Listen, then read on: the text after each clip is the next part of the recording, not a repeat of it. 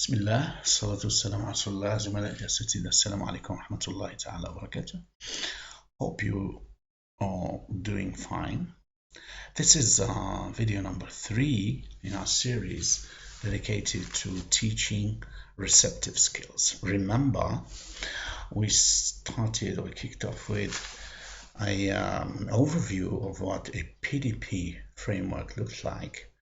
Then we moved to the listening or pre-reading phase, and we answered this question of what goes into a pre-phase, and then we moved to the during phase with different steps necessary to teach listening or reading. Now, the last time I saw you, your learners were copying down the lesson or the activities on the board. You were sitting at your desk, catching your breath, right? Remember that? Right, okay. Now, if you are lucky enough, if you're blessed with a good class, after they finish writing, they are going to be staring at you, right? And wondering what's going to happen later.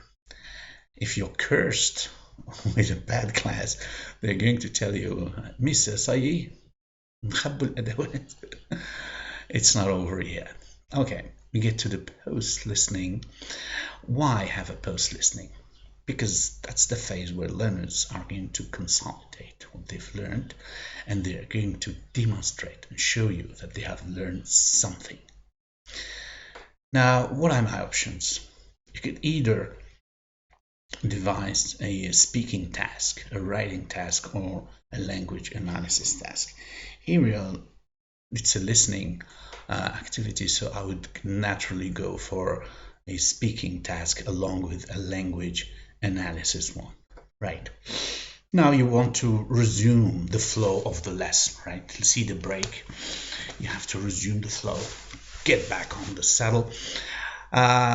I can see no better way to do that than an oral summary of the listening. You can do an oral summary here. You have two ways. I've thought of two ways. You can either start a sentence and let them finish, right? The interviewee is, yeah, he likes, great, he hates, and let them finish. Or you can do it with the CCQ, right? You can CCQ it, right? Give them a wrong answer, or two wrong answers, and then, all right, they are going to answer no, and then you give them the right answer, and they are going to say yes. Here you're going to check their understanding, right? And this is what CCQ basically means, right? The first step, oral summary. What's the next step? The next step is I'm going to do a language analysis task that I have divided into two parts, right? Why a language analysis task at this particular phase of the lesson? Because I want to prepare my learners for the upcoming speaking task. I want to provide them with additional language tools to complete that task, because the listening passage is not loaded with the target language. I like, I hate, ما كانش حاجة أخرى كبيرة. Instruction: listen again, right? Then fill in the following table. Don't the question. I have to listen for the question that the interviewer or the journalist asked, and what or how, what language did the interviewee use to answer and to express his likes, and then what did he say about his dislikes. You're going to put this on the board, right? And let them complete it. Part 2 of this task, or second instruction, I have prepared additional language. I like, I don't really like, I hate, I can't stand, I'm into, I'm fond of. This is nice things for your learners to learn, right? What is the instruction? Listen to me saying these expressions aloud, and then give me a thumb up for likes and a thumb down for dislikes. قال كي تسمع واحدة تظهر لك تاع like, give me a thumb up. If it's dislike, to make it more fun, right? ومن بعد تكتبوهم كل واحدة في اللايك واحدة في الديسلايك. And this should take you about 5 or 10 minutes depending on your learners, right? bien sûr هنا كي تقرأ mind intonation, right? Mind intonation and your pitch to make it more lively. Now, step number 3, now we're getting to the speaking task.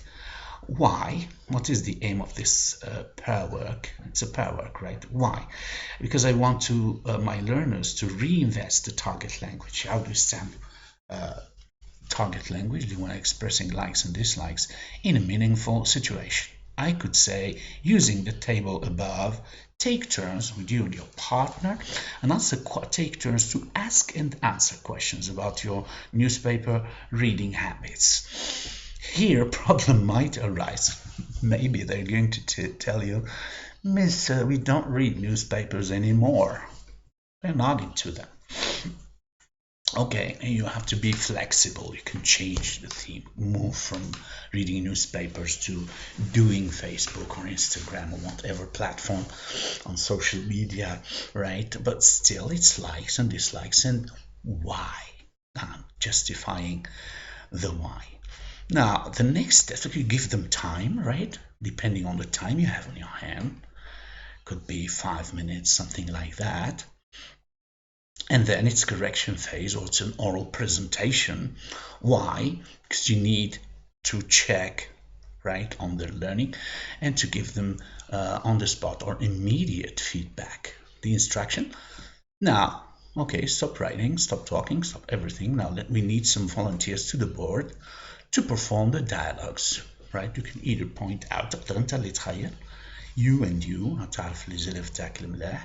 you can do a model. You can ask one of your best learners to come to the board and have an exchange with them. Yeah, that would be fun, right? Now for the feedback, what I want to say is this. You have to mind 2 things. Mind accuracy, means the correctness of the language, but don't hinder fluency. Do not systematically stop your learners at each mistake they make. Just concentrate on the target language. If they make side mistakes, it's okay. It's okay. It's not a problem. I hope this has been clear enough for everybody. It has been fruitful. Now, what I advise you to do is, if you like this presentation and the way I crafted this lesson plan, just choose any other resource. It could be a video, it could be another script, and whip a lesson plan on that model, right? I'll be glad to hear from you, to give you feedback if you need my feedback, or if you have someone in your surrounding to help you out with that. That would be great. That was it. So I hope you have enjoyed this lesson as much as I have. See you next time. Bye for now. Right.